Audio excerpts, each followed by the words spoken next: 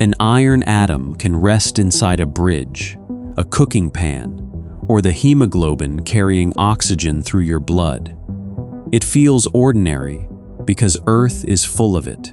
Yet deep inside a massive star, iron marks a boundary that no ordinary stellar furnace can cross for long. The star can still look calm from far away. Its red surface can keep shining, while a compact iron-rich core gathers at the center, hidden beneath layers of hotter and lighter material. No flash has escaped, and no distant observer can watch the decisive change directly. Why should one familiar family of atoms matter so much? How does a star that has supported its own weight for millions of years arrive at a center that can no longer preserve the old agreement? The answer begins with iron, but it does not end there. You will move through 3 connected rooms. First comes the long balance between gravity and heat, then the strange nuclear limit near iron, and finally the collapse, stalled shock, neutrino weather, and uncertain choice between explosion and silence. Each room will answer one part of the title, without closing the deepest question too soon. Settle in. The pace will stay calm as the interior grows stranger. You do not need to remember every isotope or temperature, because the important landmarks will return when they are needed.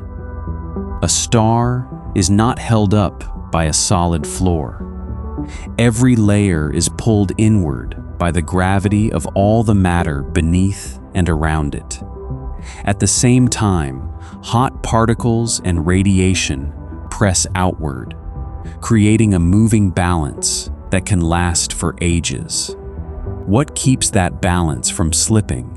In an ordinary main sequence star, fusion in the core replaces energy that continually leaks away as light and heat.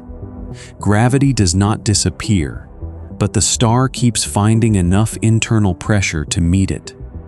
You can picture a doorway with a crowd pressing from both sides. The doorway remains in place, not because either crowd is weak, but because the pushes nearly match. A star lives inside a similar agreement, though every participant is plasma, radiation, and gravity rather than people and walls. The agreement is called hydrostatic equilibrium. The name sounds still, but the interior is anything but still. Energy moves outward, matter circulates, nuclei collide, and the star slowly changes its own composition while its outer shape appears patient. Massive stars make this balance especially intense. They begin with at least several solar masses, and the stars that build conventional iron cores are generally born above roughly 8 to 10 solar masses. The boundary is not perfectly sharp because rotation, chemical composition, mass loss, and companionship can alter a star's path. Greater mass means stronger gravity. To resist it, the core must become hotter, denser, and more productive. That higher central temperature allows reactions that a star like the Sun will never reach. The Sun is massive enough to fuse hydrogen into helium for about 10 billion years, but it is not massive enough to climb the full ladder to an iron core. It will eventually shed its outer layers and leave a white dwarf. Iron core collapse belongs to a different class of star. For a massive star, hydrogen burning is the first long chamber. Protons ultimately become helium through reaction chains that release energy because the final nuclei have slightly less mass than the ingredients. The missing mass has not vanished. It has become energy. That conversion is tiny for any single reaction, across an enormous core, repeated without pause.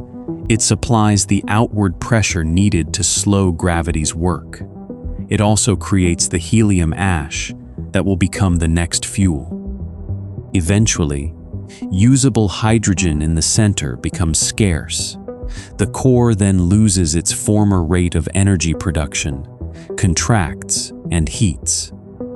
Hydrogen can continue burning in a shell around it, while the outer envelope expands, and the star can become a red supergiant. The contraction is not yet a collapse. It is a controlled adjustment, a smaller room becoming hotter as gravity presses its contents together.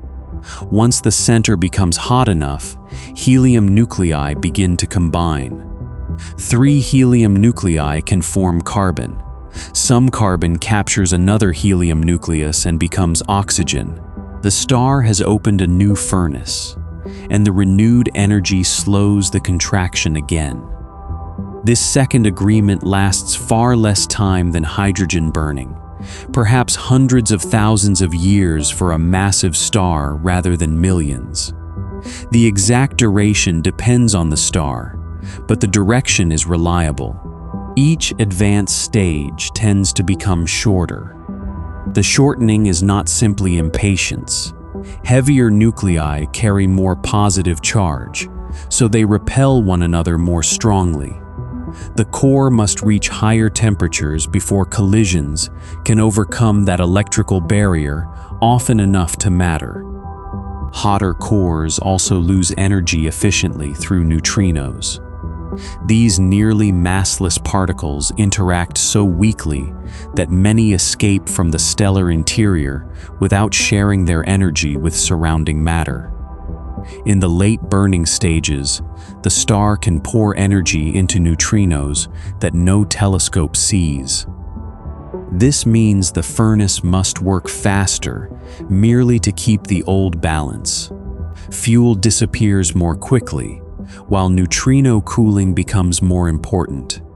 The final chapters of stellar burning are compressed into a smaller and smaller fraction of the star's life. After helium comes carbon burning. Carbon reactions can produce neon, sodium, magnesium, and other nuclei. In a representative massive star, this stage often lasts hundreds or thousands of years, though stellar models vary. When carbon fuel in the center is exhausted, contraction resumes. Neon burning follows under still hotter conditions. It can involve energetic photons breaking neon nuclei apart, after which the released pieces are captured into new combinations. The word burning can be misleading here. There is no chemical flame and no oxygen-fed fire. It is shorthand for a network of nuclear reactions occurring in plasma at temperatures of hundreds of millions or billions of degrees. Neon burning can occupy only years. Oxygen burning can follow for months or perhaps about a year, producing much of the silicon and sulfur group. The calendar now turns with astonishing speed, compared with the star's first quiet millions of years. Silicon burning is stranger still. At several billion degrees, nuclei are repeatedly broken apart and rebuilt. Reactions approach a shifting statistical balance, and the products collect around the tightly bound iron group. For some massive stars, central silicon burning lasts only about a day. That is a feelable number. A process that finishes the architecture of a giant star can fit inside the time between 2 ordinary mornings on Earth. The layers outside do not wait politely for the center to finish. Hydrogen, helium, carbon, neon, oxygen, and silicon can burn in nested shells at the same time. The result is often described as an onion, but a real pre-supernova star is less tidy than a sliced vegetable. Shell boundaries can move. Convection can stir material across them, waves can travel through the interior, and nearby burning zones can interact. Modern simulations suggest that turbulence during the last minutes may even influence the later explosion by seeding motion around the stalled shock. Still, the onion image preserves one useful truth. The heaviest products occupy the deepest region, while progressively lighter fuels survive farther out. At the center lies a compact mixture dominated by iron group nuclei. The sequence crowds around that family for a reason. A star has not run out of all matter it could possibly combine, and plenty of nuclei remain. The limit is set by the amount of energy available from rearranging the particles inside those nuclei. To reach that explanation, it helps to step down from the scale of stars to the scale of a single atomic nucleus. A nucleus contains protons and neutrons held together by the strong nuclear interaction. Pulling that nucleus apart requires energy, which means the bound nucleus has less mass than the same particles separated. The difference is called binding energy. Divide it by the number of protons and neutrons, and a broad landscape appears. Light nuclei can move toward greater binding by fusing, while very heavy nuclei can become more tightly bound by splitting. Both directions release energy because both can move toward the same low-mass valley. The valley is broad and sits among iron and nickel isotopes. Iron is the familiar landmark, although nickel-62 has a slightly higher binding energy per particle than iron-56. That correction does not overthrow the story. Stellar silicon burning produces an iron group mixture, and the exact abundances depend on density, temperature, and the balance of protons and neutrons. Astronomers often say iron core because it is a useful name for this final, tightly bound family, rather than a claim that the center is a pure ball of household iron. Iron-56 also has an exceptionally low mass per particle, while radioactive nickel-56, made in hot explosive material, later decays through cobalt into iron. The details add texture, but the central landmark remains. Near the iron group, ordinary fusion has nearly exhausted the available nuclear profit. You can imagine walking downhill while every step releases a little stored energy. Hydrogen, helium, carbon, oxygen, and silicon all offer descending paths toward more tightly bound nuclei. Near iron, the path flattens. A heavier product can still be made, but the star must pay energy rather than receive it. The furnace has reached a doorway that does not open with a larger fire. Heating the room harder cannot restore the old bargain indefinitely. This is the first major answer. Iron matters because nuclei near the iron group sit close to the minimum mass arrangement available through ordinary stellar fusion. Building beyond them no longer supplies the steady energy that once helped the core resist gravity. Yet that answer is incomplete. A quiet loss of profitable fusion does not by itself explain a supernova. The core still contains pressure, especially from a crowded sea of electrons, and the later explosion is not a simple rebound from a hard surface. The deeper question, therefore, remains open. What removes the remaining support, and how can an inward collapse eventually send most of a star outward? The next room begins with the unusual way electrons carry weight. The star has now reached a center, where fusion no longer pays enough energy to maintain the earlier arrangement. If you are joining the journey here, that is the essential starting point. The core is not empty or cold, but its most reliable source of replacement energy has narrowed to almost nothing.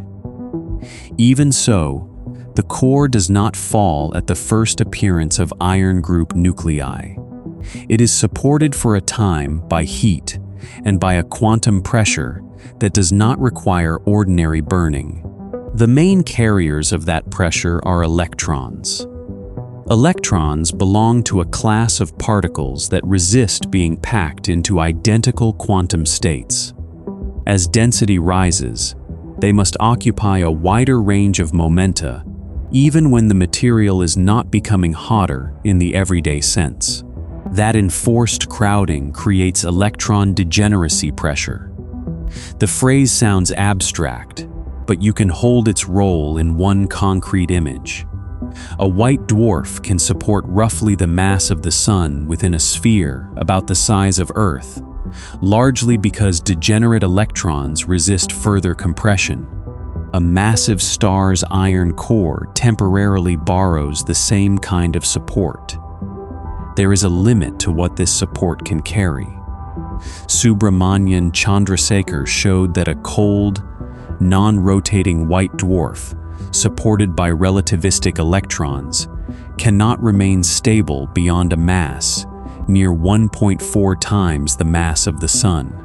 A pre-supernova core is hot, changing, and compositionally complex. So its effective limit is not one universal number. Why does the limit exist? As electrons become extremely energetic, their speed approaches the speed of light. Additional compression can still raise their momentum, but it can no longer make their pressure grow quickly enough to match gravity for unlimited mass. The iron core also continues to gain material. Silicon burning in a shell above it deposits more iron group ash. The load increases while the nature of the support begins to change. Temperature and density climb. Energetic electrons are driven into protons, both free protons and protons bound inside nuclei. An electron and a proton can become a neutron while releasing an electron neutrino. This process is called electron capture. Each captured electron removes one member of the pressure-bearing electron population. The core becomes more neutron-rich, and the support that depended on electron crowding weakens. Electron capture is not a single switch thrown everywhere at once. It is a network of reactions on many nuclei, with rates that depend on nuclear structure and local conditions. Those rates are among the microphysical ingredients that simulation teams work hard to calculate accurately. At the same time, the center becomes hot enough for another costly process. Gamma-ray photons can strike iron group nuclei and break them into smaller pieces, including helium nuclei, protons, and neutrons. This is photodisintegration. The process is damaging because the star previously released energy by assembling tightly bound nuclei. Pulling them apart forces the reaction to run uphill, consuming thermal energy precisely when pressure support is already failing. The center has entered a layered crisis. Its fusion profit has ended. Its electron pressure is being reduced by captures, and energetic photons are spending heat to dismantle heavy nuclei. None of these details alone is the whole trigger, but together, they make continued equilibrium impossible. Once instability begins, the timescale changes from stellar to dynamical. The core no longer adjusts through a long sequence of controlled contractions. Matter accelerates inward under gravity, and the collapse proceeds in much less than a second. The inner core and outer core do not fall in the same way. In the inner region, the infall speed is roughly proportional to distance from the center. That region collapses together in a pattern physicists call homologous. Farther out, matter can fall faster than sound waves can carry news of changing pressure. A sonic boundary separates the coordinated inner fall from the outer material that is closer to free fall. The core is therefore not one rigid sphere dropping intact. As density rises beyond roughly 100 billion grams in a cubic centimeter, even neutrinos no longer stream out freely. Their usual ghost-like passage is interrupted by repeated interactions with the dense matter. They become trapped and begin to diffuse. That is a remarkable reversal. A particle able to cross ordinary planets with little notice can find a collapsing stellar core opaque. Density has made the nearly transparent interior into a temporary neutrino fog. The trapped neutrinos contribute to the pressure and preserve information about the changing electron fraction. Different neutrino energies and flavors decouple at different depths, so there is no single hard surface where all neutrinos suddenly become free. The word neutrinosphere describes a useful, energy-dependent region rather than a material shell. You can picture the scale through a sharp compression. An iron core that began thousands of kilometers across contracts toward a newborn compact object only tens of kilometers wide. It is comparable to taking a world-sized volume and forcing much of its mass into the span of a city. The density at the center approaches that found inside atomic nuclei, around a few 100 trillion grams in a cubic centimeter. At that point, nucleons are pressed so closely that the nuclear equation of state stiffens. The strong interaction becomes sharply resistant to further compression. The entire core does not strike a solid neutron surface. The inner core halts and slightly rebounds as nuclear pressure rises, while outer layers are still rushing inward. A pressure wave travels outward and steepens into a shock near the edge of the coordinated inner region. This moment is called core bounce. The name invites a simple picture in which the star hits bottom and springs apart. That picture is memorable, but it is incomplete enough to be dangerous. The first shock is born deep inside matter that is still falling inward. To move outward, it must lift and redirect that material. It must also break heavy nuclei into nucleons, paying the photodisintegration cost again as it passes.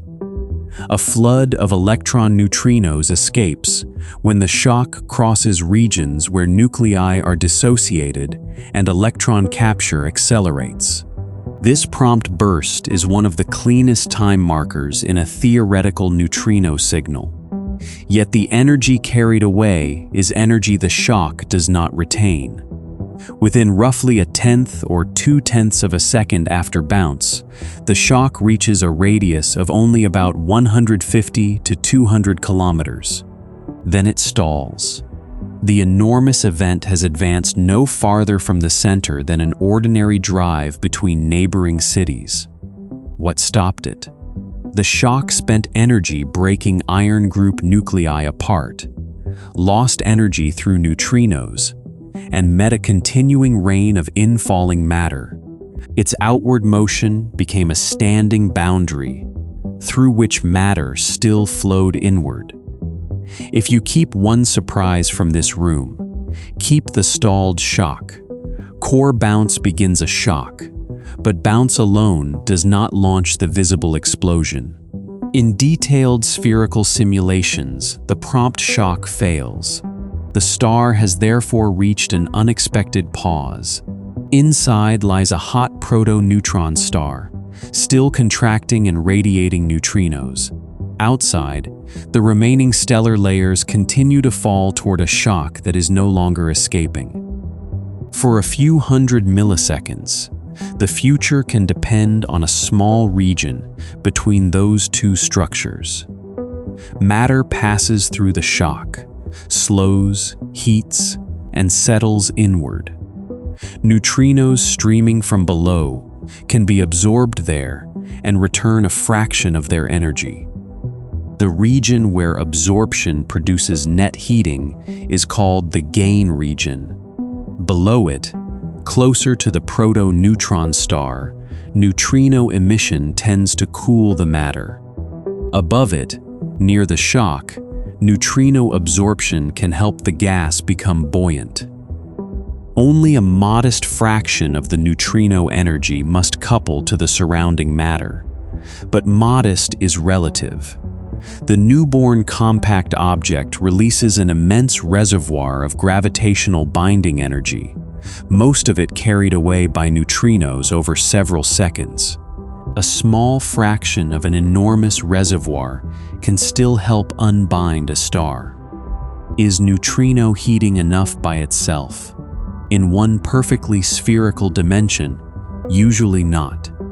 Matter moves through the gain region too quickly, and the shock tends to recede rather than escape. Real stars, however, are not one-dimensional. Heated material can rise in plumes, while cooler material sinks.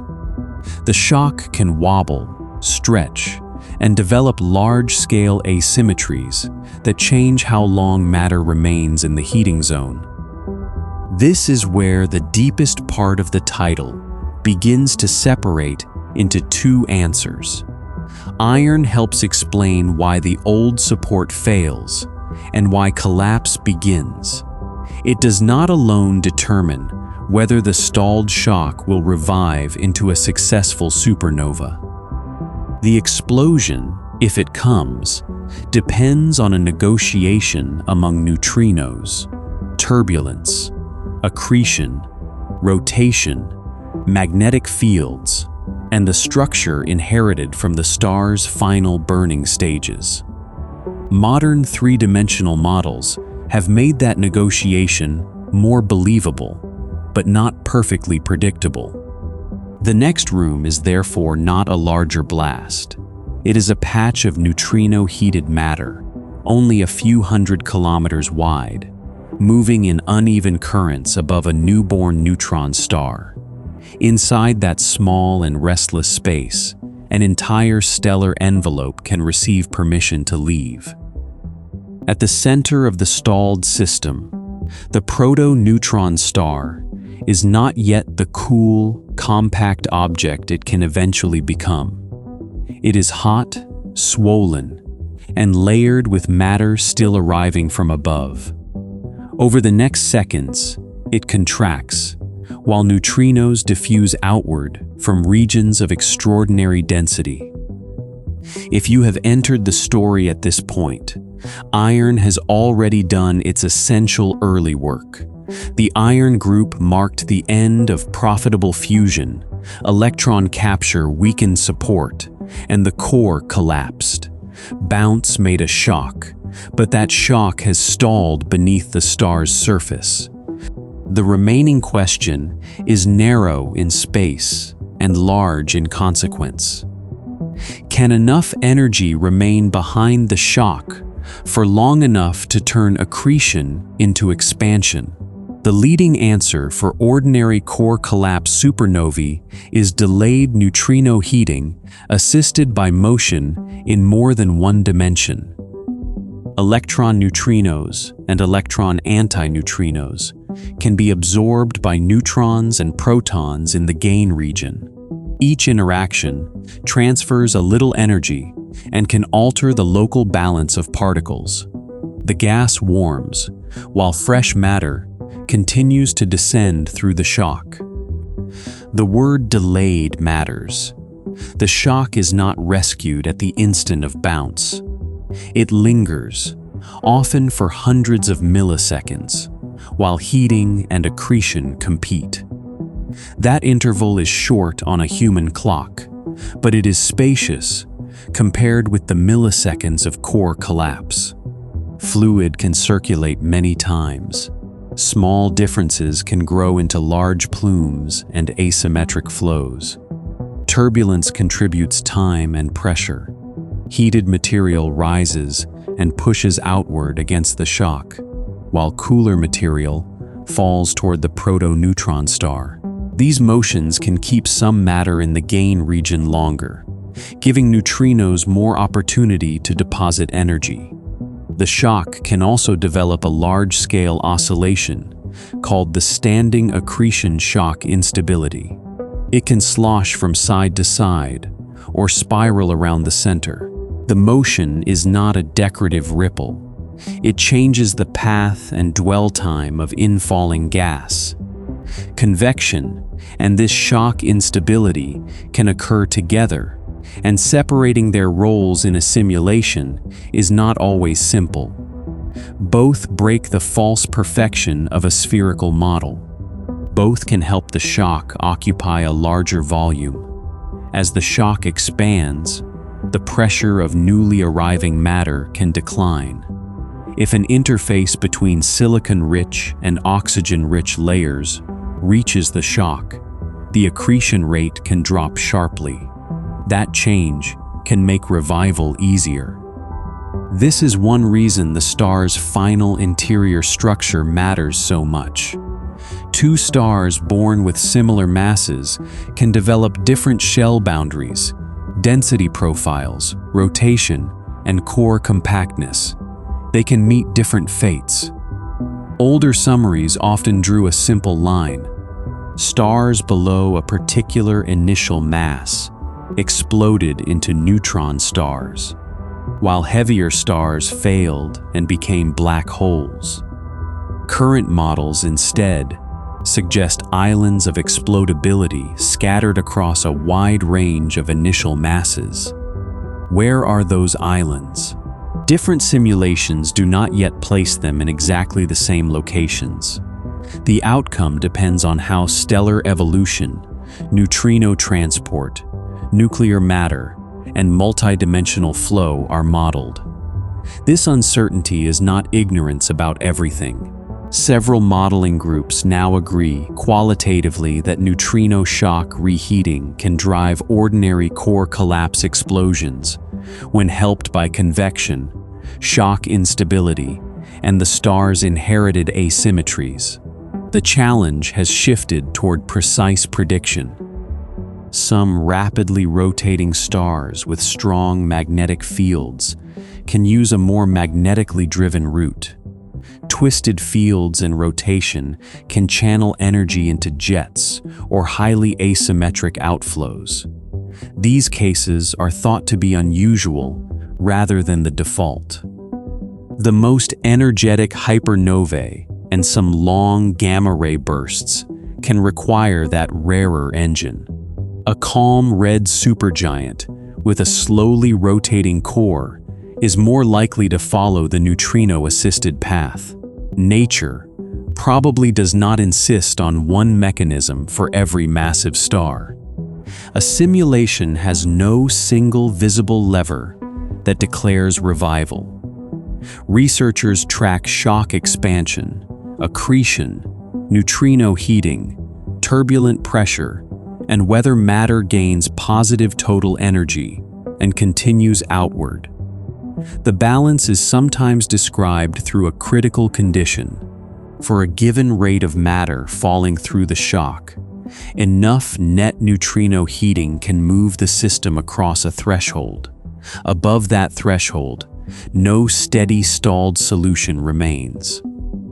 The transition resembles a river overtopping a barrier after many small increases in flow. The analogy is limited because the real system contains radiation, nuclear reactions, relativistic gravity, and unstable plasma. Its useful point is only that gradual changes can produce a sudden new outcome. Once revival begins, buoyant bubbles push the shock farther out. Neutrino-heated material and nuclear recombination add energy. Matter that had been broken into free nucleons and helium nuclei can reassemble into more tightly bound nuclei returning part of the energy previously spent on dissociation. The explosion develops over time rather than appearing fully formed. Accretion can continue through narrow downflows even while other regions expand. The proto-neutron star can keep gaining mass as the supernova begins around it. These uneven flows help explain why explosions are asymmetric.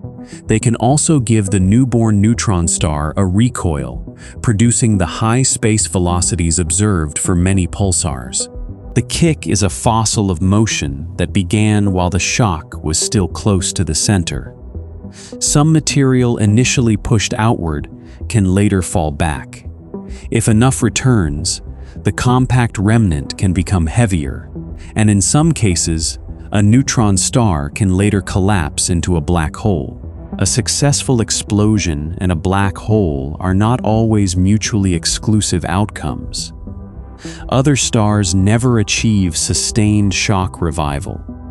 Their outer appearance can change only modestly, while the core continues inward. A black hole forms, and some of the envelope can fall with it. Even a failed bright supernova need not be perfectly silent. A weak transient can occur if the sudden loss of gravitational mass carried away by neutrinos loosens a loosely bound envelope. Surveys have searched for massive stars that simply vanish or fade after such events. You can now see why the title uses collapse rather than explosion. Iron brings an appropriate massive star toward core collapse through a well-established chain of nuclear and quantum changes. Whether the collapse produces a luminous supernova depends on the next, more conditional chain. That distinction protects the wonder rather than reducing it. The star is not a clockwork bomb with iron as a trigger pin. It is a complex fluid system that approaches a nuclear limit, falls inward, and then discovers whether a fraction of its escaping neutrino energy can reorganize the fall. Modern simulations must carry neutrinos through matter, describe dense nuclear material, include strong gravity, and follow turbulent flow across enormous differences in scale. Changing a neutrino interaction rate, or nuclear equation of state, can shift the result. Better precision requires both more powerful computers and better laboratory physics. Neutrino flavor adds another open layer. The three known flavors can transform as they move through dense matter and through one another's fields. Fast flavor conversion may occur near regions important for heating, but its full effect on the explosion remains under active study. You can keep the essential image simple. A shock hangs above a newborn compact core. Beneath it, neutrinos stream outward. Between them, heated plumes rise while cooler streams descend. If the heated region expands enough, the shock can move into layers where resistance falls.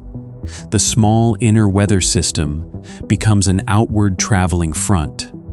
The star's long inward pressure has finally found a path outward. This settles the second major loop.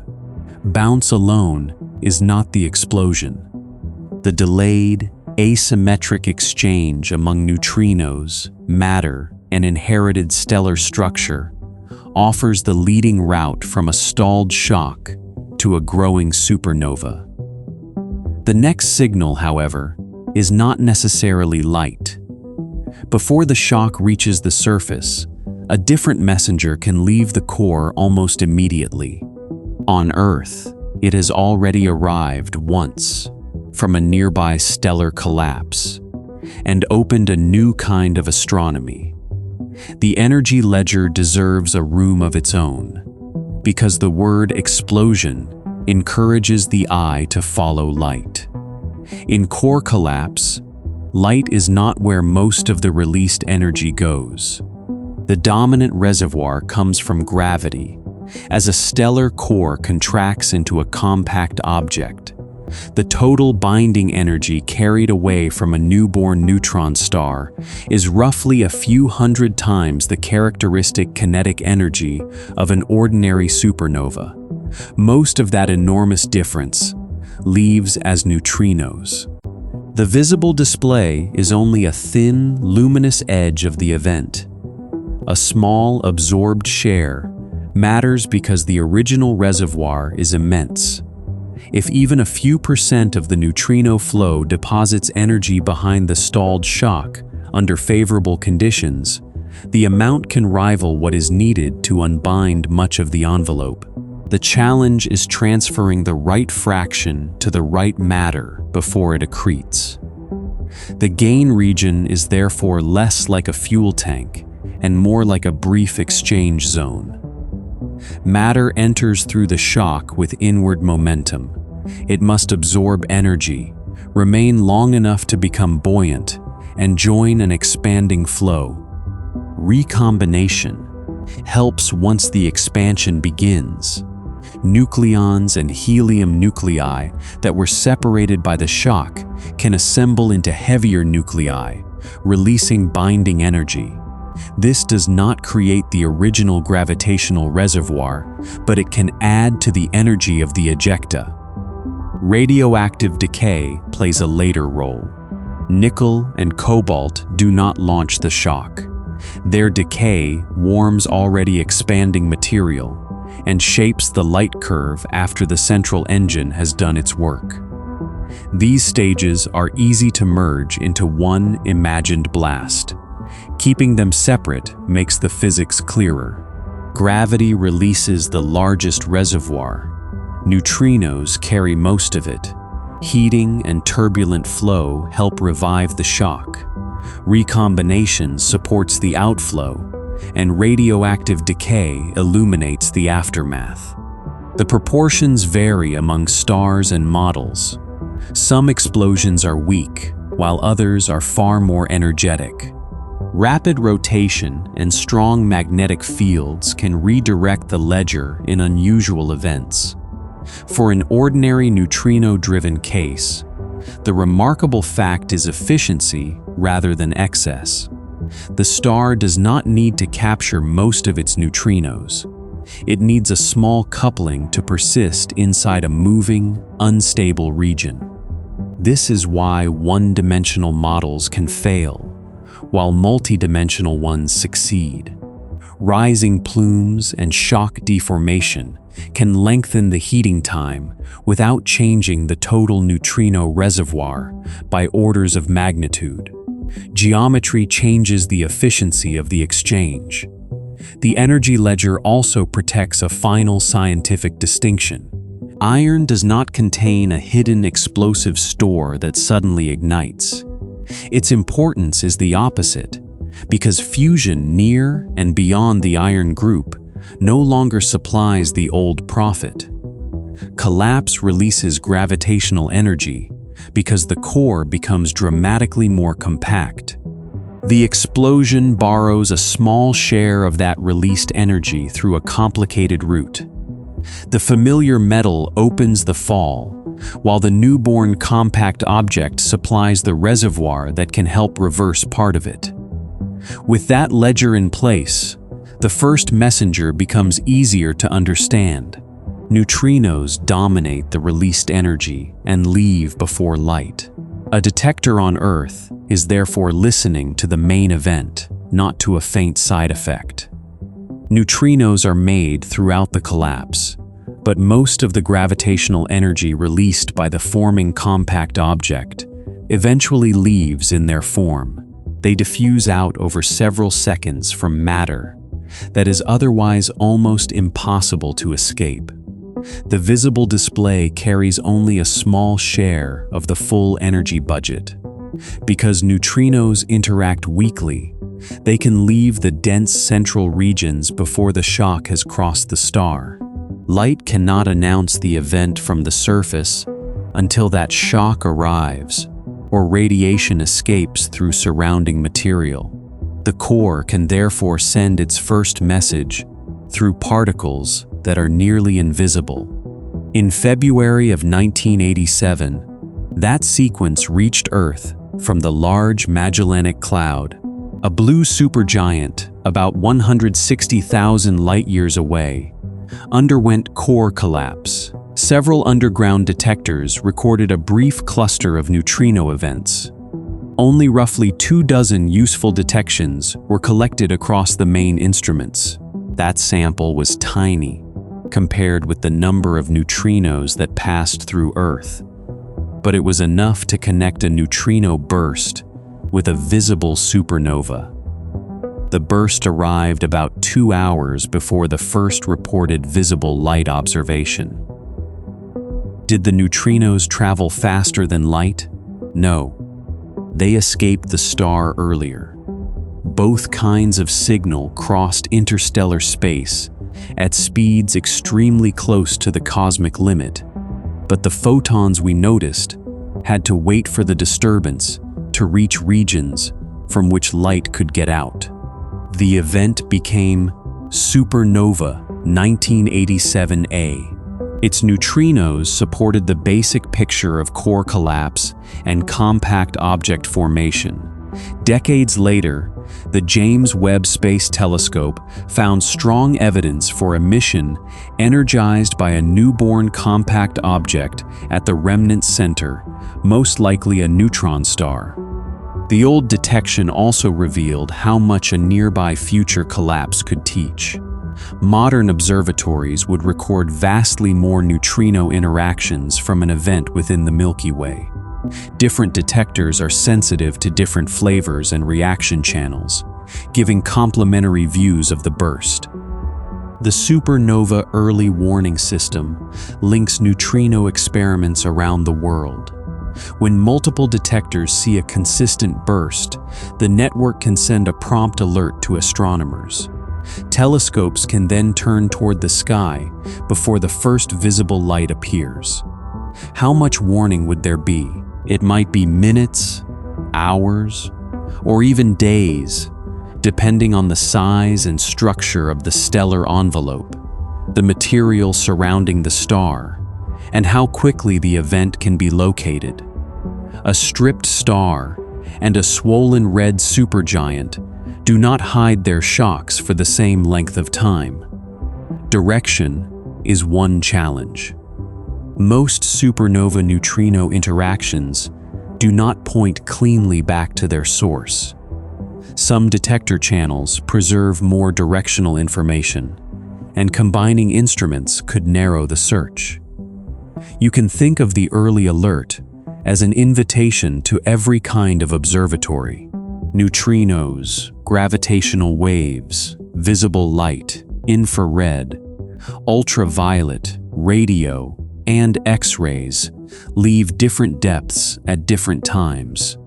Together, they would turn one collapsing star into a layered experiment.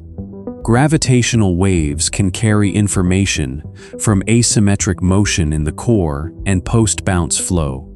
No gravitational wave signal from a core collapse supernova has yet provided the kind of confirmed detection achieved for merging compact objects. A nearby event could change that. Neutrinos would describe the changing compact core. Gravitational waves could trace rapid mass motion. Light would reveal the shock, the envelope, radioactive decay, and the material surrounding the star. Meanwhile, inside the star, the revived shock keeps traveling outward. Its speed and shape change as it crosses shells of different density. Instabilities mix material that began at very different depths. The shock heats and accelerates the stellar envelope. In a large red supergiant, it can need hours to reach the surface. In a compact or stripped progenitor, the journey can be much shorter. When radiation finally escapes from the advancing shock, astronomers call the event shock breakout. It can be brief and brightest at ultraviolet or X-ray wavelengths. Dense material around the star can stretch or reshape the signal. The first electromagnetic light is therefore not the same as the time of core collapse. The star has already changed at its center. The delay is the travel time of a disturbance through an opaque body. After breakout, the expanding ejecta cools. A hydrogen-rich envelope can remain bright, while ionized hydrogen recombines, sometimes producing a long plateau in visible light. The shape of the light curve carries information about the envelope's mass, radius, composition, and explosion energy. Radioactive nuclei, made in the hottest material, add another clock. Nickel-56 decays into cobalt-56, which then decays into iron-56.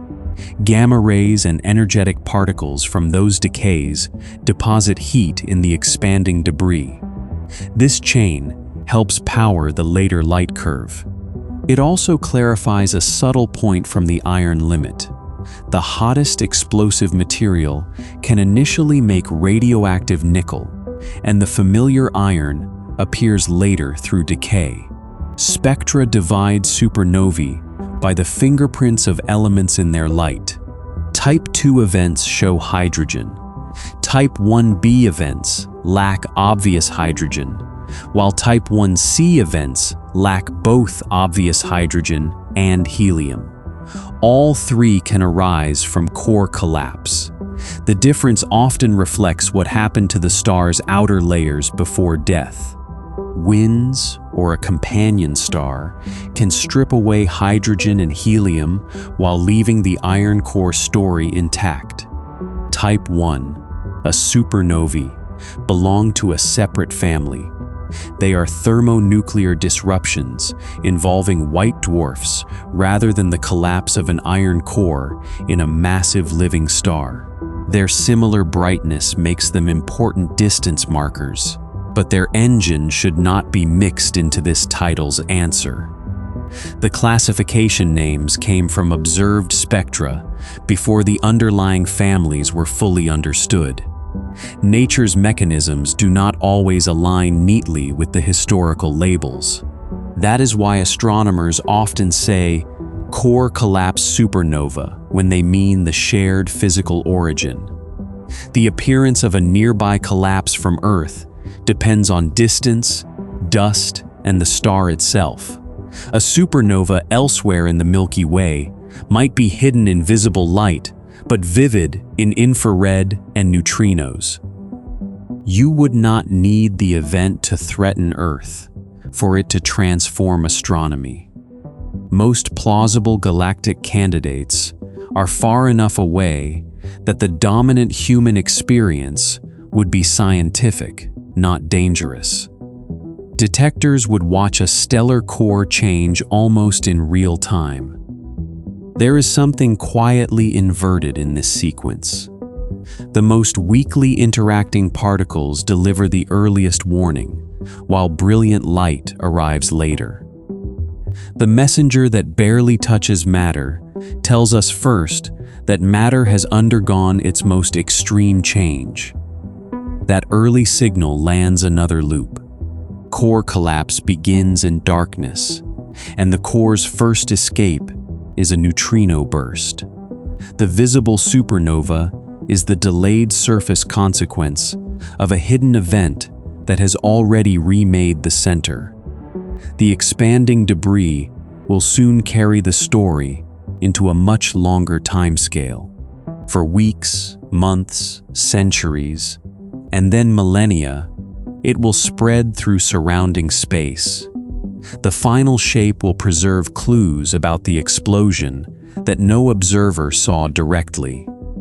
Long after the first light fades, the event remains visible as a supernova remnant. Expanding ejecta plows into gas and dust that the star encountered or expelled during its life. A forward shock enters the surroundings, while a reverse shock travels back through the ejecta, in a relative sense, reheating material from within. The remnant is not a hollow photograph of one instant. It is an evolving collision. Magnetic fields, density knots, radioactive products, and asymmetric flows keep changing what different telescopes can see. Visible light can reveal thin filaments where atoms are excited. X-rays trace gas heated to millions of degrees and expose the fingerprints of silicon, sulfur, calcium, iron, and other elements. Radio waves follow fast electrons spiraling through magnetic fields.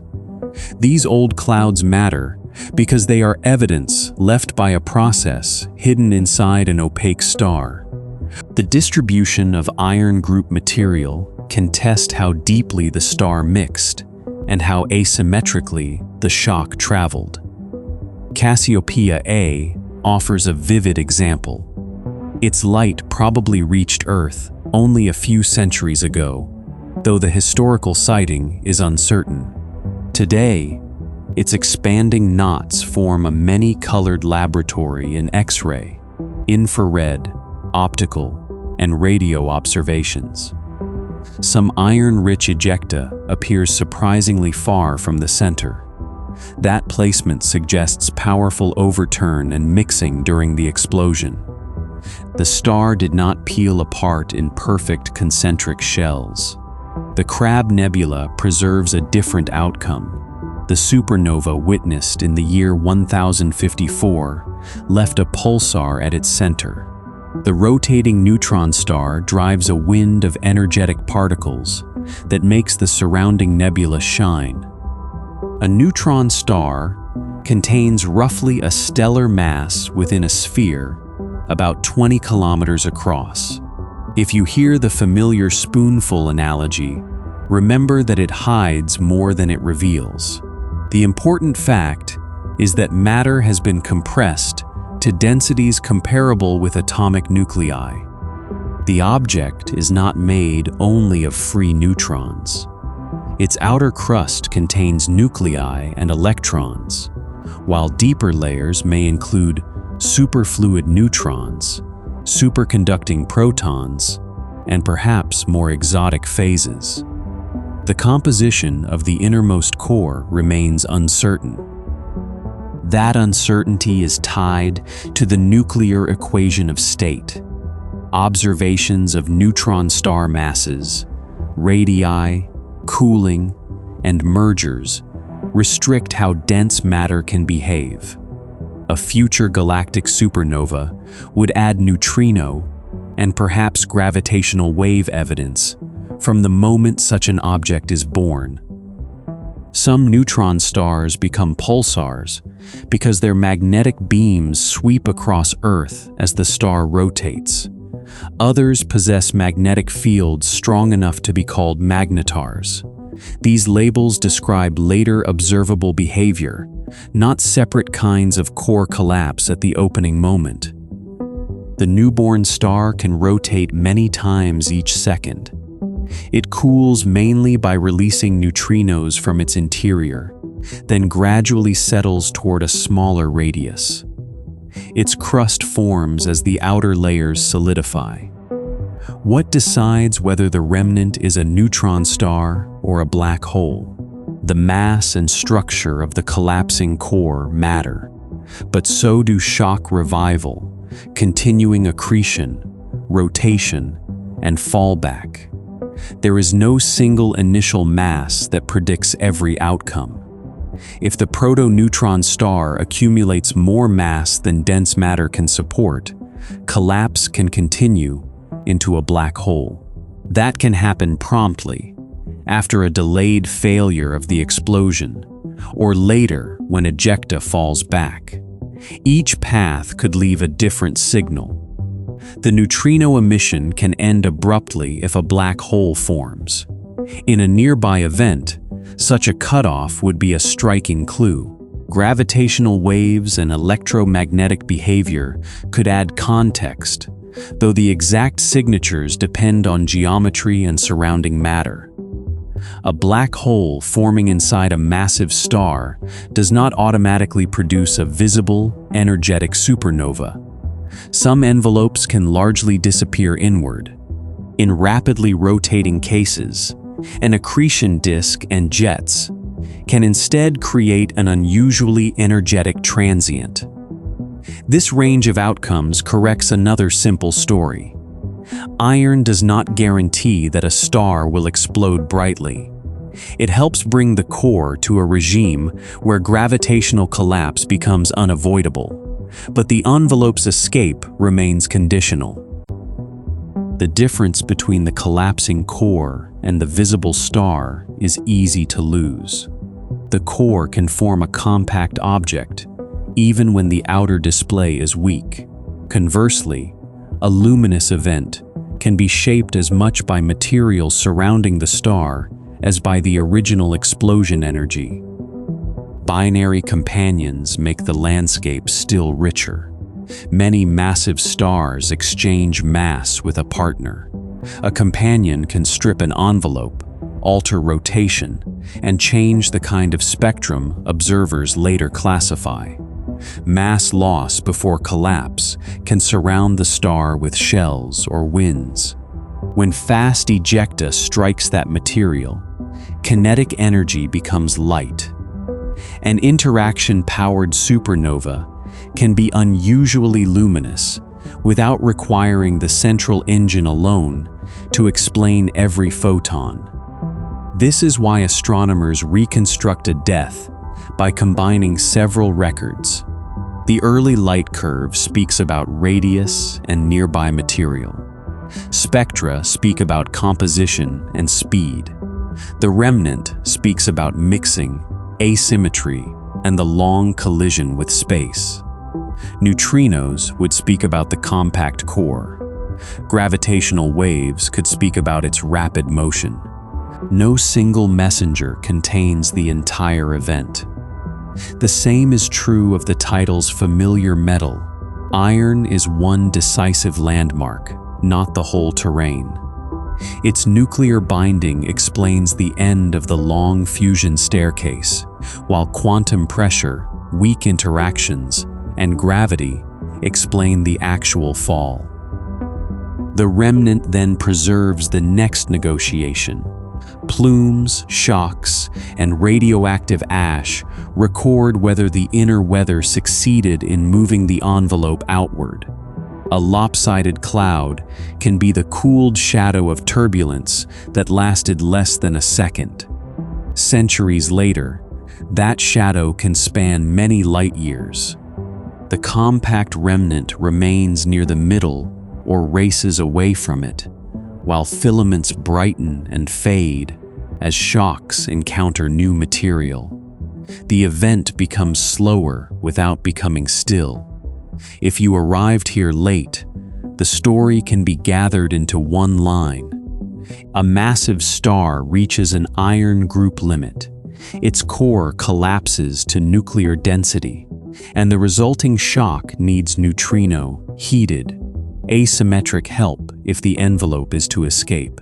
That sentence is accurate, but it leaves the material story unfinished. Not every heavy element was forged in this single kind of explosion.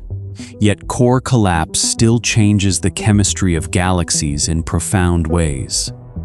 The chemical story begins before any star. The early universe made mostly hydrogen and helium, with traces of a few light nuclei. It did not leave the full periodic table waiting in empty space. Stars changed that inventory slowly. Hydrogen burning made helium, helium burning made carbon and oxygen, and advanced burning in massive stars built neon, magnesium, silicon, sulfur, and iron group nuclei. Some nuclei, heavier than iron, form through neutron capture during the lives of stars. In the slow neutron capture process, a nucleus usually has time to undergo radioactive decay before another neutron arrives. Evolved stars can release those products through winds without any core collapse. Explosions add different conditions.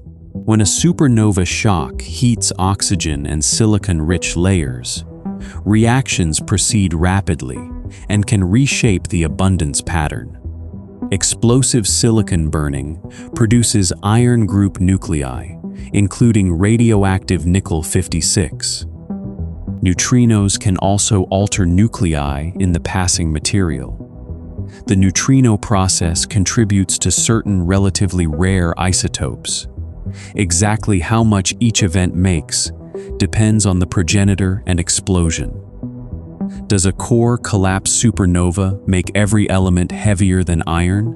No. That familiar summary is too broad.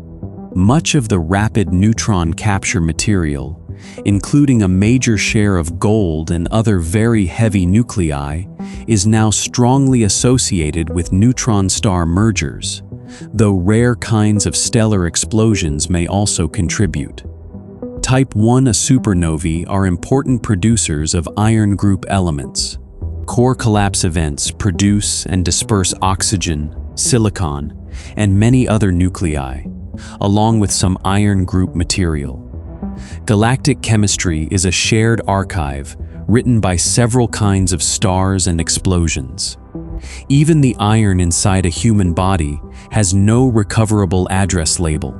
Its atoms can trace back through more than one stellar source before joining the cloud that formed the sun. The honest wonder is not a single ancestral explosion, but a long cycle of mixing. When ejecta expands, it does not enter an empty room. It collides with older winds, interstellar gas, magnetic fields, and dust. Shocks compress some regions and stir others. Hot atoms cool and combine.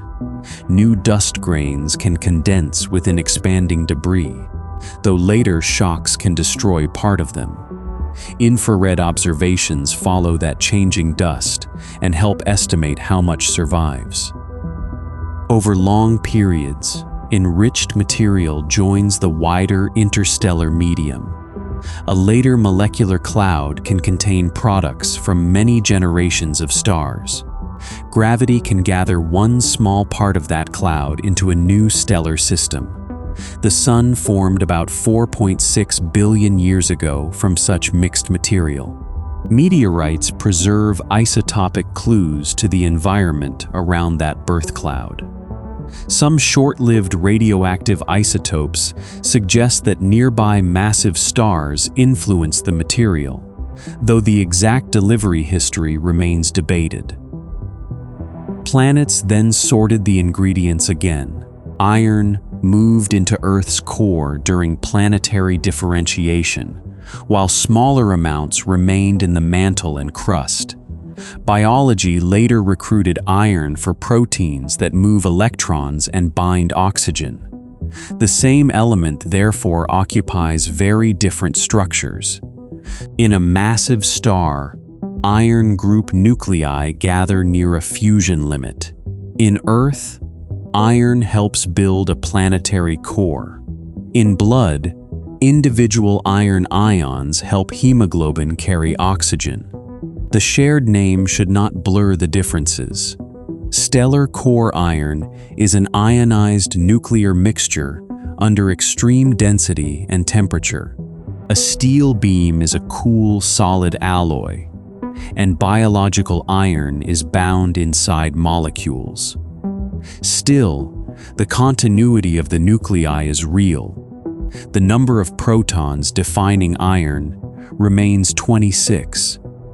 Chemistry changes the electrons around a nucleus, while nuclear reactions change the nucleus itself. You can use this distinction to keep the opening image honest. The iron in a bridge does not behave like the iron group plasma in a pre-supernova core, but both occupy the same nuclear neighborhood that makes iron familiar on Earth and consequential in a star. The supernova does not simply throw a finished periodic table into space. It ejects layers with different histories and composition.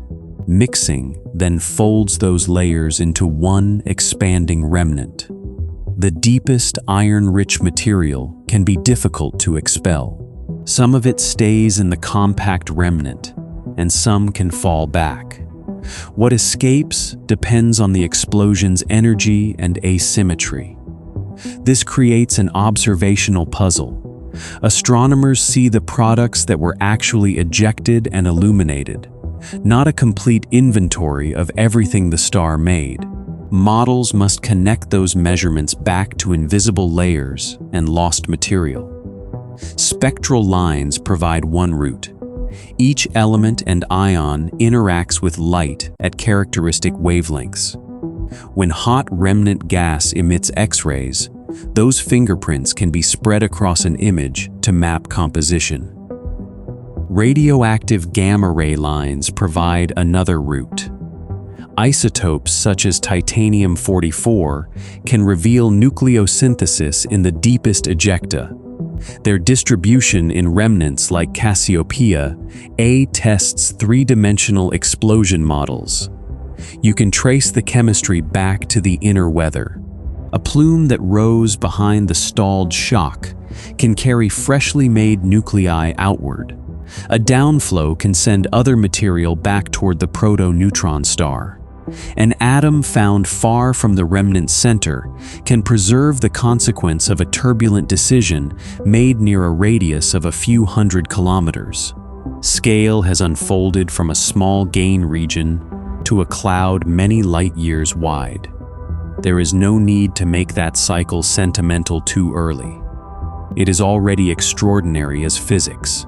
Nuclear binding, weak interactions, gravity, fluid flow, and radioactive decay cooperate across timescales from milliseconds to billions of years. Iron remains the hinge because it links the star's long construction to its sudden loss of support. The material story shows what the collapse releases, but one final answer is still due. The iron limit leads to collapse without guaranteeing an explosion, and the reason can now be stated fully. That answer can now be stated fully, because every piece has been visited. It begins not with a blast, but with an energy ledger that reaches zero. Astronomers would like to recognize the iron limit before collapse begins. Ordinary light cannot travel directly from a massive star's core. The visible surface is separated from the center by an opaque envelope, and a calm exterior can conceal advanced burning. The final stages do have messengers. Thermal processes in the hot core produce neutrinos even before collapse. As carbon, neon, oxygen, and silicon burning accelerate, the neutrino output changes. For a sufficiently nearby star, large detectors might record a rising flow of these pre-supernova neutrinos.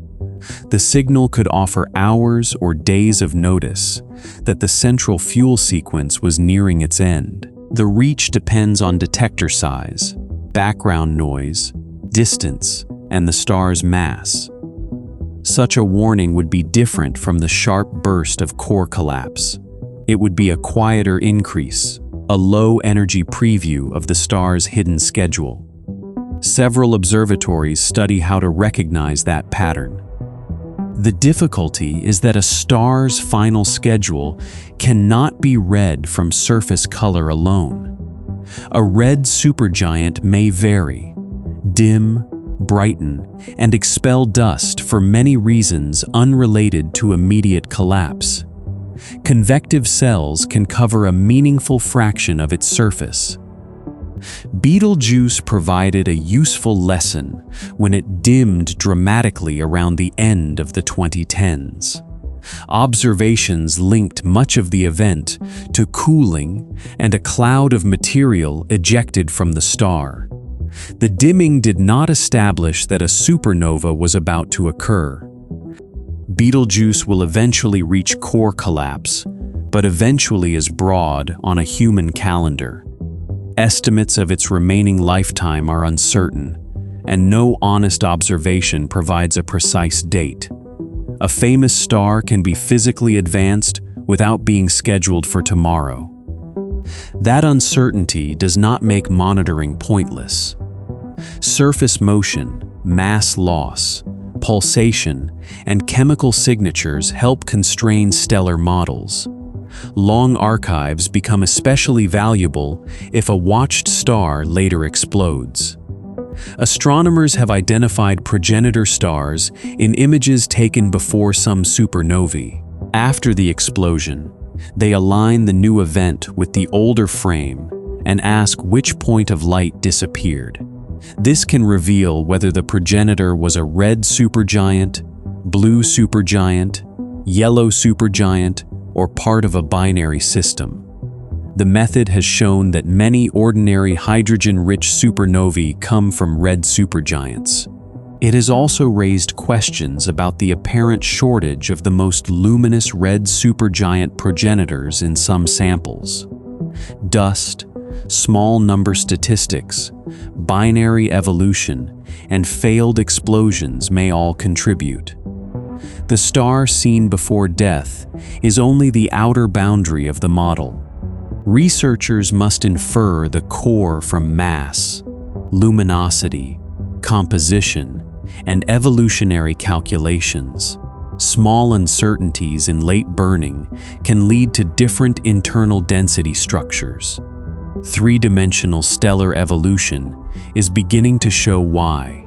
Oxygen and silicon shells can convect vigorously shortly before collapse. Their flows are not perfectly layered, and waves can carry energy toward the envelope. Some models suggest that late burning may help drive enhanced mass loss before certain explosions.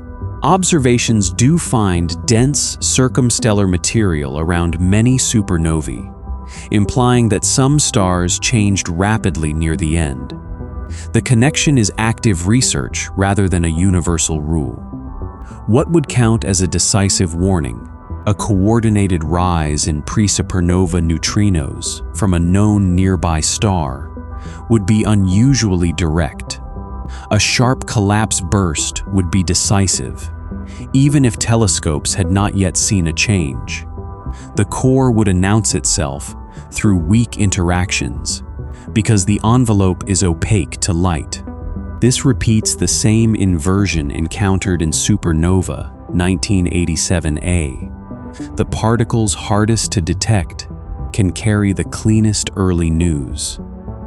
The lack of an exact surface countdown also protects the title from false urgency. Iron is not a visible color spreading across the star. It is an internal nuclear state that models describe and neutrinos may one day reveal. When that state becomes unstable, the collapse itself is much faster than any warning phase. A detector might watch a gentle pre-supernova rise, then see a brief neutronization feature and a several-second cooling signal. The sequence would test electron capture, neutrino transport, and compact object formation. If the star formed a black hole promptly, the neutrino signal might stop in a distinctive way. If it formed a stable neutron star, cooling emission would continue. Flavor transformation could reshape what each detector records. Simultaneous gravitational wave data would add information about rotation and asymmetry. The first light would then reveal how long the shock needed to traverse the envelope. Each delay would become a measurement rather than empty waiting. This future observation would connect scales that are now studied separately. Nuclear experiments on Earth measure interactions relevant to electron capture and dense matter. Supercomputers carry those inputs into a collapsing star, while telescopes and detectors test the output. until a nearby event occurs. Supernova 1987A remains the only detected neutrino sample from a known stellar collapse. Its few events continue to constrain new particles and models decades later. A galactic event could provide thousands of times more information. You can think of the waiting as scientifically calm. Massive stars are watched, detectors remain alert, and models improve. No one needs to predict a dramatic date for the preparation to matter. The iron core itself remains hidden, but its consequences are not. A vanished progenitor, a neutrino burst, a changing shock breakout, a radioactive light curve, and a remnant full of mixed iron can all be read as pages from the same interior. The title's familiar metal has now become an observational program. Before collapse, it shapes the neutrino-producing furnace. During collapse, it is dismantled and transformed. Afterward, iron group ejecta helps map the explosion. The final answer can therefore return to the ordinary iron atom from the opening. Its familiarity was never the point. Its position on the nuclear energy landscape was. You can make one last journey inward through a representative massive star. The details will differ from star to star, but the order of physical rooms remains useful. Begin at a swollen surface that can extend hundreds of times farther than the sun's visible edge. The outer gas is thin compared with the center. Giant convective cells rise and fall, and the surface can pulse over months or years. Winds carry material away into surrounding space. Nothing at this boundary needs to announce the exact state of the core. Light leaving the surface tells us about temperature, motion, and chemistry in the atmosphere. It does not provide a direct photograph of the iron group center.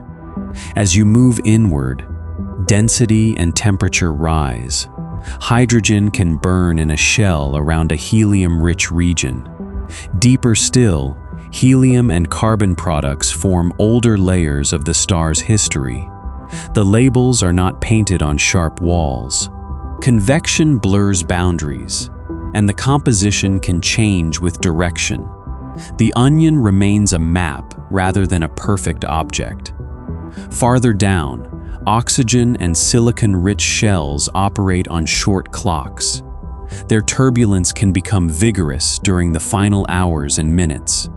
Waves from these regions can travel outward even while the core approaches collapse. At the center, you reach the iron group core, only thousands of kilometers across. It holds a meaningful fraction of a solar mass within a volume tiny compared with the envelope. The star's greatest density occupies its smallest main chamber.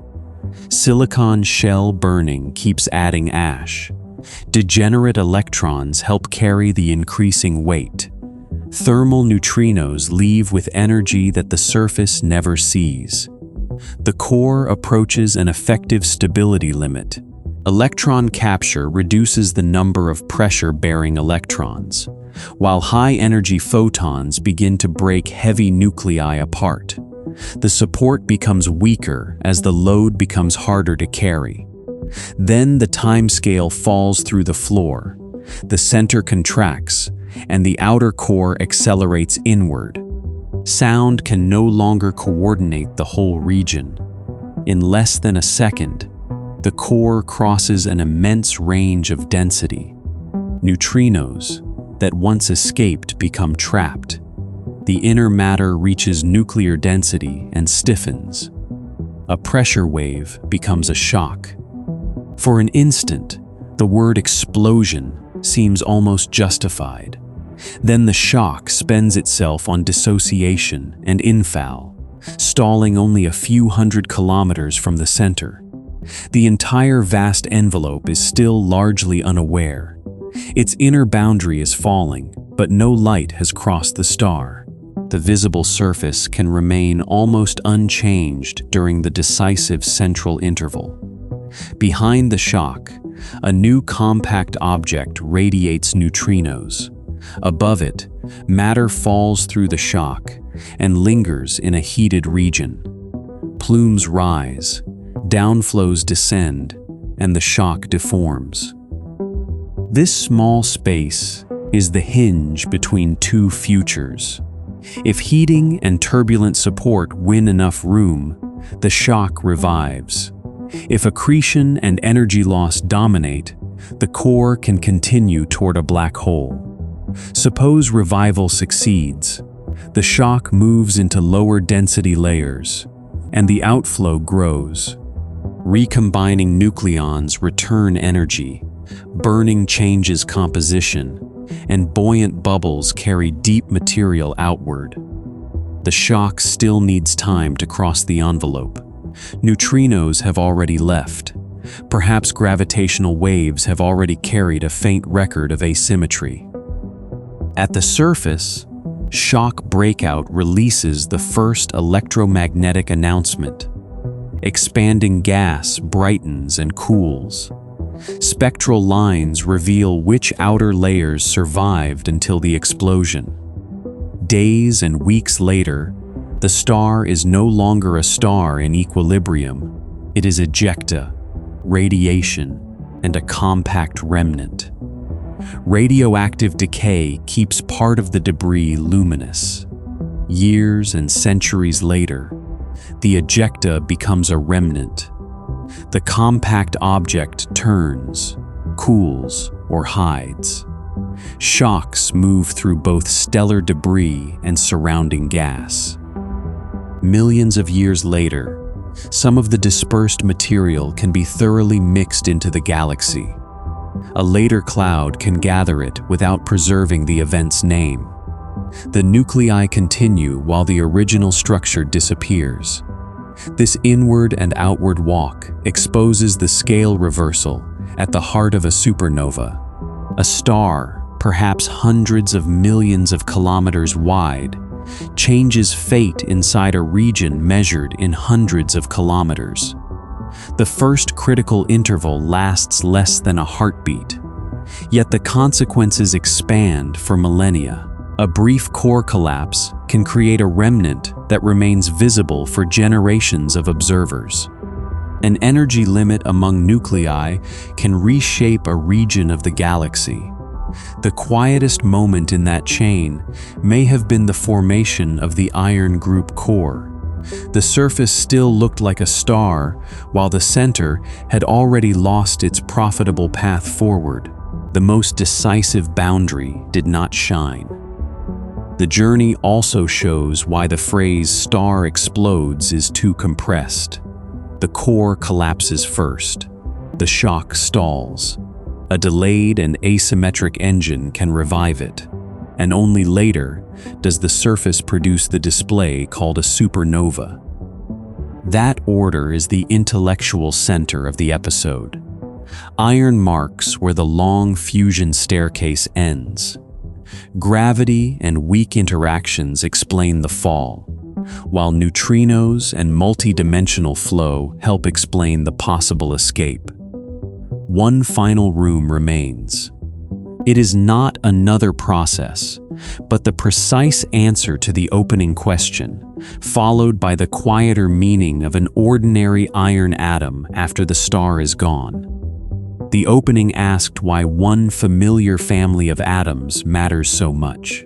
You can now hold the full answer. Iron matters because nuclei in the iron group lie near the deepest part of the nuclear binding energy landscape available to ordinary stellar burning. Earlier fusion stages move light nuclei toward more tightly bound arrangements and release the difference as energy. Near the iron group, that downhill route ends, making still heavier nuclei by fusion requires an energy payment instead of producing the steady profit that supported the core. The star does not instantly fall when the first iron group nucleus appears. A compact core grows, while degenerate electrons and heat provide temporary support. Silicon burning in a surrounding shell keeps adding mass. As the core approaches its effective stability limit, electron capture changes protons into neutrons and removes pressure-bearing electrons. Photodisintegration consumes thermal energy by breaking heavy nuclei apart. Gravity then overwhelms the remaining support. That is how iron brings a massive star to collapse. The phrase describes a chain rather than a single push. Nuclear binding closes the energy path, quantum support reaches its limit, and weak interactions hasten the loss of stability. Does iron itself explode? No. Much of the iron group core is dismantled during collapse or incorporated into the compact remnant. The visible supernova, if one develops, is the outward response of surrounding matter to a much deeper gravitational event. The core does not bounce like a rubber ball and throw off the star.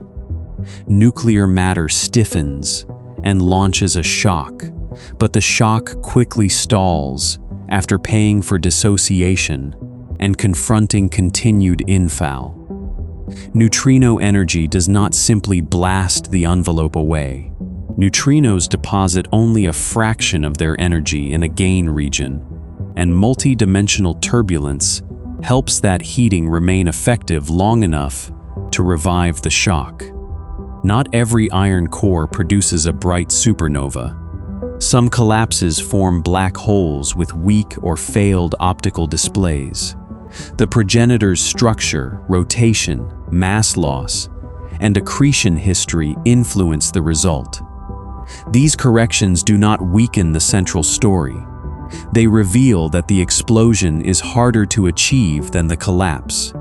The inward transition is a robust consequence of lost support, while the outward transition is a conditional triumph of transport and fluid motion. There is a useful counterfactual here. Imagine that fusion beyond the iron group continued to release generous energy. A massive star could climb to another fuel and establish another period of support. Our universe does not offer that staircase. The shape of nuclear binding establishes a natural endpoint. Stellar evolution encounters a rule written into the masses of protons, neutrons, and nuclei. The rule is not unique to stars. It is the same broad binding landscape that allows energy to emerge from fusion of light nuclei and fission of very heavy nuclei. Iron sits near the meeting region of those two directions. This is why the opening could place a bridge, blood, and a star in one thought without claiming they are the same environment. The nuclei share a position on that landscape. Their chemistry and physical state are completely different, but their nuclear identity connects the rooms. The star spends millions of years approaching that position. Hydrogen burning occupies most of the lifetime. The final silicon stage can last only a day, and the core collapse then takes less than a second. Time compresses because advanced fuels require higher temperatures, release less useful energy per unit mass, and coexist with strong neutrino cooling. The furnace works faster as its remaining margin becomes smaller. Iron is the point where the margin effectively vanishes. The energy released by collapse is mainly gravitational, not a final burst of iron fusion. Most of it leaves as neutrinos from the hot proto-neutron star. The kinetic and radiant energy of the supernova is a smaller share. This energy accounting explains another apparent paradox. Neutrinos barely interact, yet they dominate the event's energy budget.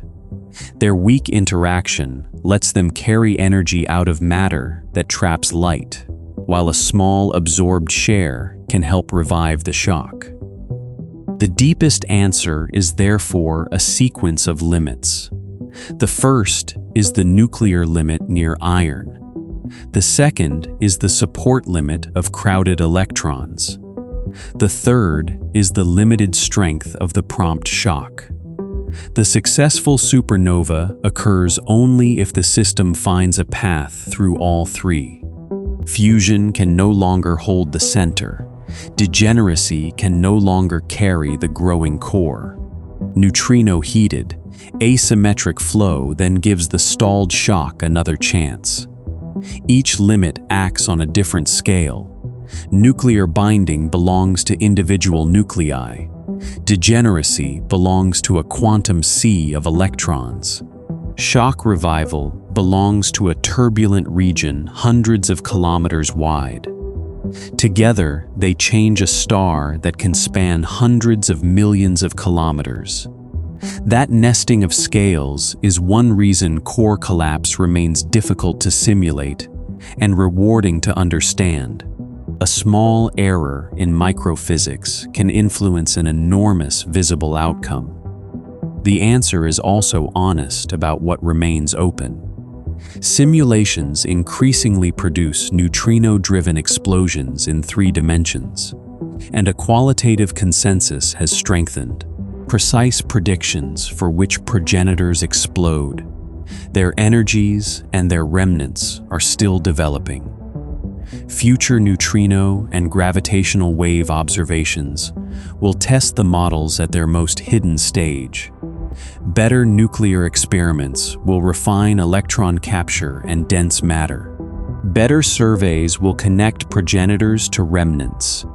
The iron limit will remain the doorway, but the view through it will sharpen. We may learn that certain shell structures favor explosion, that flavor conversion changes heating, or that some black holes form after longer fallback than expected. Scientific uncertainty leaves room for measurement, not for invented mystery. The central question can now settle. Iron is consequential, not because it is violent, rare, or poisonous to a star. It is consequential because it marks where ordinary fusion stops replacing the energy that gravity continually demands. Once that replacement ends and quantum support fails, collapse is the natural motion. Explosion is the harder achievement that can follow. The star goes inward before any part of it can truly go out. Return for a moment to the ordinary world where the journey began. A cool iron railing can hold its shape in the night air. Inside a living body, iron can sit within hemoglobin and help oxygen move from lungs to tissues. Neither object carries any memory of a particular star. The nuclei do not preserve pictures of a supernova. Their history survives only in what they are, and in the larger abundance patterns scientists reconstruct. Far away, a massive star can spend millions of years building toward the same nuclear neighborhood. Its surface shines, while the center passes from hydrogen through helium and then through the advanced fuels. Each new fuel opens a shorter room. The last room is compact and hidden. Iron group nuclei collect where fusion can no longer offer a useful downhill path. Electrons carry the weight for a while, pressed into an increasingly crowded quantum arrangement. Then the pressure-bearing population thins through electron capture. Photons pull heavy nuclei apart and consume heat. The old balance gives way. The core falls inward. Neutrinos gather in matter so dense that even their weak passage becomes difficult. Nuclear pressure halts the inner fall and sends a wave into material still arriving from above. The wave becomes a shock, and the shock stalls. This is the quiet hinge worth remembering. A core can collapse without yet knowing whether its envelope will escape. Around the newborn compact object, neutrinos stream through rising and sinking gas. The shock leans, sways, and stretches. Turbulence gives heated matter more time. Perhaps the threshold is crossed. The shock expands into a star whose layers become easier to lift. Deep material begins a journey outward. Perhaps the threshold is not crossed. Accretion continues, and a black hole forms with a weaker display. The iron limit brought both stars to collapse, but their later paths separated. For a successful explosion, neutrinos leave first. They cross the star before light can escape and travel through interstellar darkness almost untouched. On Earth, a few may leave faint marks in deep detectors. Later comes shock breakout. Then the expanding envelope brightens, cools, and reveals its composition through lines of light. Radioactive nickel becomes cobalt and then iron, keeping the debris luminous after the first heat has thinned. Much later, a remnant spreads through surrounding gas. X-ray knots mark hot elements. Radiofilaments trace magnetic fields, while a neutron star can pulse at the center. The story has moved from one atom to a star, from a star to a compact core, and from a core to a cloud. It has also moved from millions of years to less than a second, then outward again into centuries. No single clock contains it comfortably. There is something tender in that change of scale. The same broad nuclear landscape that limits a star also allows the stable matter of planets and bodies. The rule is not kind or unkind, yet it makes both endings and continuity possible. Iron does not choose to end fusion, gravity does not hurry, and neutrinos do not arrive with a purpose. The tenderness comes from seeing how impersonal laws can produce a history rich enough to be understood. The metal in blood helps carry oxygen because chemistry found a useful structure. The iron group in a star marks a fusion limit because nuclear masses follow a different structure. One element can belong to both stories without turning either into a metaphor. That restraint matters. It allows the wonder to remain exact. We do not need to say that every atom in a body came from one supernova, or that every massive star explodes in the same way.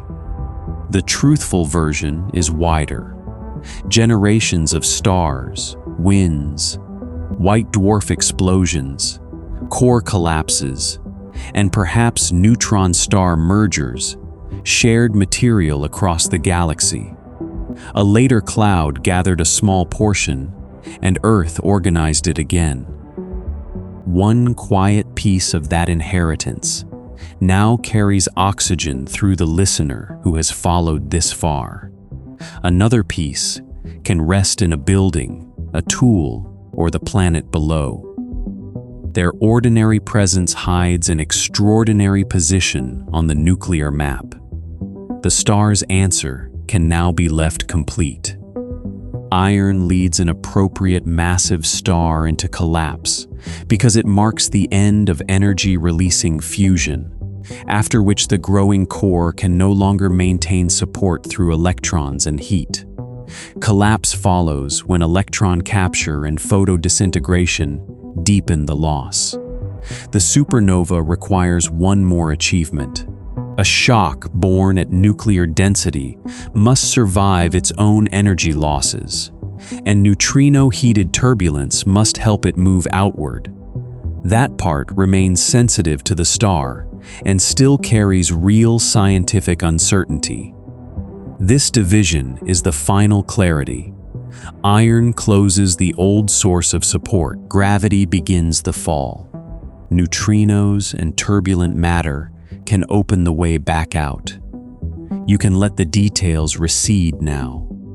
Keep only the gray center, nested inside amber shells, the inward rush, the brief stalled boundary, and the faint neutrino signal leaving before the light. The sequence will remain true even when the names soften. Beyond any window, the sky can look unchanged. Massive stars continue their long interior work at distances too great for their surfaces to reveal it. Detectors wait beneath rock and ice, while telescopes preserve patient records of points of light. Somewhere, silicon can be burning through its final day. Somewhere else, a remnant can be carrying iron-rich knots into older gas. These events do not need to be near or immediate to belong to the same universe above you. Thank you for spending this time inside one of nature's most hidden transitions. Curiosity can rest without being dismissed, because the central question has been answered and the honest unknowns have been left in view. The bridge can cool in the night. The blood can keep its quiet rhythm. The distant star can hold its secret center until the first neutrinos leave. Rest easy now. There is nowhere to be but asleep. Good night.